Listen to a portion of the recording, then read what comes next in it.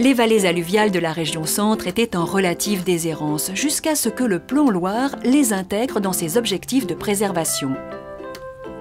Depuis, le Conservatoire d'espaces naturels, soutenu par la région, l'Agence de l'eau et les départements, intervient pour conserver les zones humides en bon état, éviter leur embroussaillement et reconquérir des prairies humides.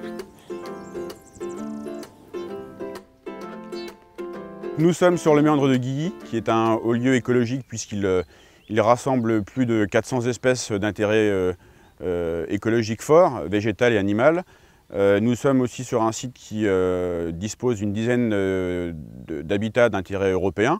Et nous sommes également sur un site qui est un champ d'expansion de crues important pour la Loire moyenne. L'intervention du conservatoire, elle est triple. L'enjeu, il est pour le conservatoire de préserver ce haut lieu écologique, c'est-à-dire de sauvegarder, voire de développer les espèces végétales et animales, de conserver la fonctionnalité hydraulique de la Loire, puisqu'on est encore sur un fleuve qui est certes endigué, mais qui est encore très capricieux. Donc maintenir les zones d'expansion telles que le méandre est quelque chose de primordial pour nous. Et donc pour ce faire, pour lier ces deux enjeux, on a fait appel à un éleveur avec un entretien avec des moutons. Et donc le troisième enjeu, c'est l'intégration d'une agriculture locale pour le maintien écologique de la zone et le maintien de zones d'expansion de crues.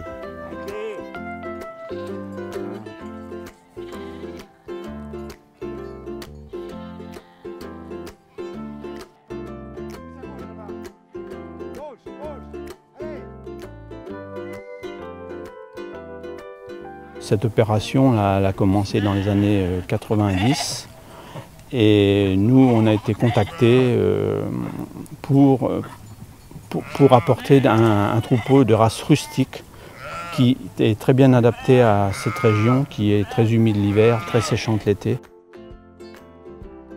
L'objectif commun entre nous et le conservatoire, pour le conservatoire, c'est d'entretenir ces terrains dont il est responsable. Et nous, c'est de trouver de l'espace pour mettre nos troupeaux l'été. Ça nous permet de faire du foin à la maison. C'est un peu le même principe que les estives en montagne. Je veux dire, au lieu d'être en montagne, on est au bord de la Loire, mais ça nous libère du temps et du terrain. Historiquement, l'élevage ovin était présent sur des territoires comme ceux-ci, mais c'est vrai qu'au fur et à mesure des années, depuis les années 50, on a une disparition des élevages sur le territoire.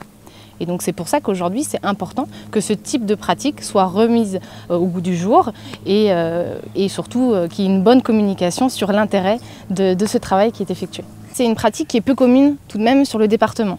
Pourquoi? Puisqu'on est en fait sur un pâturage extensif et essentiellement sur du pâturage itinérant. Donc par rapport à des systèmes en bergerie où effectivement les brebis sont gardées soit en bergerie, soit sur des parcs, dans des prairies clôturées. Là on est vraiment sur un système de garde, donc avec une intervention importante des bergers et des éleveurs qui valorisent un savoir-faire.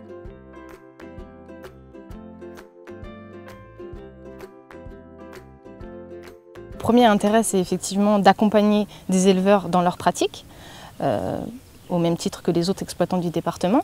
C'est aussi de s'inscrire dans un partenariat aujourd'hui qui permet en fait de mutualiser des expertises, que ce soit des expertises environnementales sur la biodiversité ou sur effectivement les pratiques agricoles. En 2011, le projet Pasto-Loire a reçu un label, le label Projet Pilote en zone humide, qui s'inscrit dans le cadre d'une convention entre le ministère de l'écologie et l'Assemblée permanente des chambres d'agriculture. Le pâturage a ses vertus mais a aussi ses limites. Donc tout ce qui est boisé ou fruticé, arbustive est en général géré et traité de manière mécanique. Et ensuite les regains et les repousses sont maîtrisés par les moutons grâce à un plan de pâturage qui est une feuille de route que l'on donne aux bergers pour qu'ils conduisent ces bêtes au regard des enjeux qu'on a identifiés.